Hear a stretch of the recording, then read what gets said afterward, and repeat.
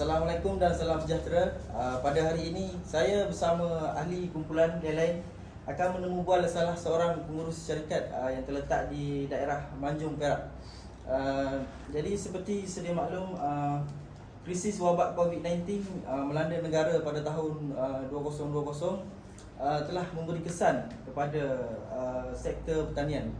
Jadi bersama kami pada hari ini pengurus syarikat Manjung Naluri Sdn Bhd. Jadi Encik Muhammad Fikri boleh ceritakan sedikit sebanyak latar belakang tentang syarikat. Okey, baiklah. Assalamualaikum dan selamat sejahtera. Okey, untuk latar belakang syarikat Manjung Naluri, dia asalnya ditubuhkan adalah untuk perdagangan dan pertanian sahaja. Okey, waktu dia tahun 2016 hingga tahun 2018 lah. Okey, asas pertanian dilaksanakan adalah industri pertanaman nenas. Okay. Sejak tahun 2020, selepas COVID-19, okay, kita sudah beranjak ke industri pendidikan TVET.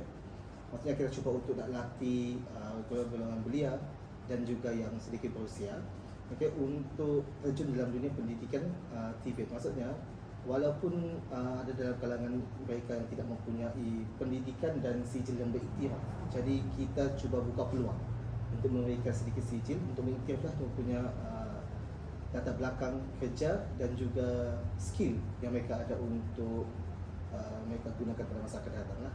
Itulah sedikit tentang Manjung Naluri Sdn Bhd. Baik, Cik Fikri. Seterusnya, apa cabaran yang dihadapi, cabaran komunikasi yang dihadapi terhadap Cik Fikri dan tenaga kerja yang lain semasa wabak COVID-19? Okey, baik. Untuk komunikasi problem semasa COVID-19 tu ada macam mana kita nak bagi arahan lah. Okey, arahan untuk mereka nak adapt dengan macam mana nak turun kerja kan, because of nak turun kerja pun kena ada SOP kita perlu laksanakan, ada SOP yang perlu kita patuhi.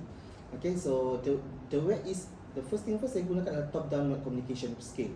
Okey, top down maksudnya saya arahan, saya beri arahan, so daripada saya turun kepada pekerja lah. Okay, that one, the top down communication. So maksudnya arahan saya tu kena dilaksanakan teruslah oleh pekerja. Okay, dalam masa yang sama, arahan tu tidaklah melalui SOP yang telah ditetapkan oleh Kementerian Kesihatan dan juga Kerajaan Negeri lah, itu maksud saya. Okay, yang kedua pula adalah dari segi pekerja dan pekerja. Kita masih perlukan pekerja yang stay dekat kawasan perindustrian. Okay, sebab kita perlukan mereka sentiasa aware dengan keadaan persekitaran kebun lah, sama ada kebun dalam keadaan baik ataupun tidak.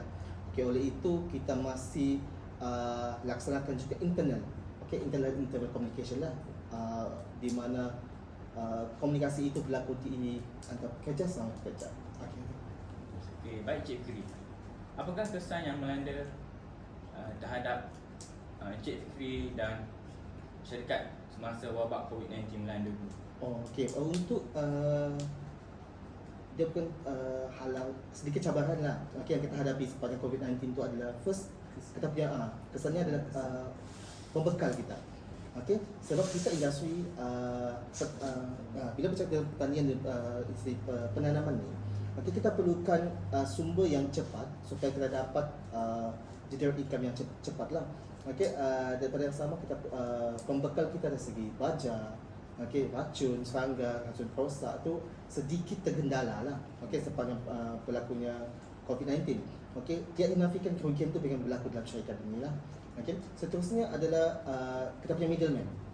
Okay, apabila SOP disahkan ataupun dikeluarkan oleh Kementerian Kesihatan, so maksudnya middleman ni dia punya movement tu agak limit, agak terhad sedikit. So mau tak mau ada berlaku sedikit lambakan di syarikat kita. Okay, so untuk pengetahuan semua, apabila bercakap tentang industri pertanian, okay, kita punya pertanian ini adalah perishable, maksudnya yang mudah untuk rosak. So apabila tidak dipasarkan dalam masa yang singkat, benda itu akan mudah rosak lah. So bila benda itu rosak, maksudnya ada punya kualiti pun akan turun dan harga pun apa lagi kan. So di situ menunjukkan bahawa kita mengalami kerugian sangat banyak lah pada ketika itu. Okay, so rasanya itu saja lah. Apa kesan dia? Saya KGBT, bagaimana cara untuk mengatasi lah cabaran komunikasi itu? Okey, cara untuk kita nak overcome tu Alhamdulillah lah. Okay, right now kita sudah beranjak ke tahun 2020. Pada ketika itu, so means the platform yang kita gunakan adalah melalui Google Meet, Zoom dan juga video call. Okay, kita tidak nafikan lagi lah. Walaupun kita kurang cakna, okay, tentang metodologi ataupun ideologi menggunakan perantis-perantis ini, tapi kita cuba untuk latih lah. Sebab kalau tidak adapt dengan perubahan teknologi, mungkin mereka akan lebih ketinggalan lagi lah. So the way untuk we overcome the problem during that time is melalui media sosial sajalah. Okay. Sedikit boleh bagi tak sedikit kata-kata semangat untuk kami lah dalam meneruskan kami punya sarjana muda mentadbiran awam ni. Kata-kata semangat. Okay. Apa yang saya pegang daripada dulu, okay, adalah kita hidup dalam satu cerita buku. Okay. Macam baca buku lah maksudnya. Okay, saya mungkin baca chapter 1. Okay, tapi akan baca chapter 10. That's mean tidak semestinya saya baca chapter 1 saya sudah ketinggalan jauh. Okay, maksudnya adalah yang kita jalani pada hari itu adalah hidup kita. Okay, tidak reflect pun, tidak effect pun kepada kehidupan orang lain. Itu maksudnya lah.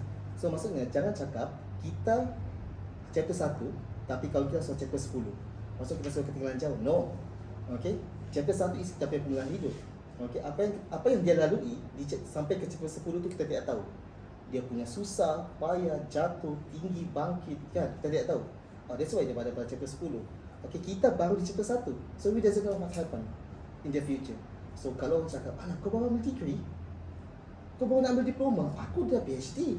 Antak kau lah. Kan? Macam tu lah cerita dia. Okay, so means whatever people say about us, it's our journey. It's our path. Itu maksudnya. Okay, jangan suka-suka nak judge ourselves because of kita lebih rendah daripada orang lain. Okay, itu sahaja yang saya cakap. Because of saya tidak pernah letak diri saya lebih lemah, lebih kurang daripada orang lain. Itu maksudnya lah.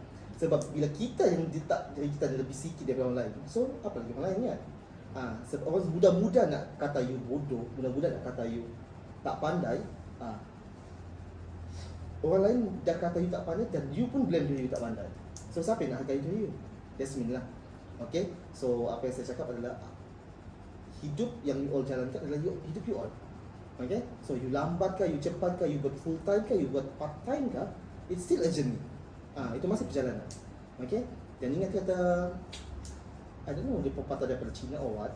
Okay, pendidikan itu sepanjang hayat. Okay, pendidikan itu sepanjang hayat. Okay, it doesn't matter you bertua, you dah muda. Okay, study is about study.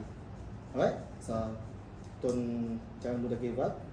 Okay, teruskan sampai habis. Terima kasih Encik Fitri atas perkongsian Encik Fitri kepada ahli kumpulan kami. Kami doakan semoga Encik Fitri akan terus maju dan jaya lah dalam industri pertanian. InsyaAllah. Terima kasih. Okay.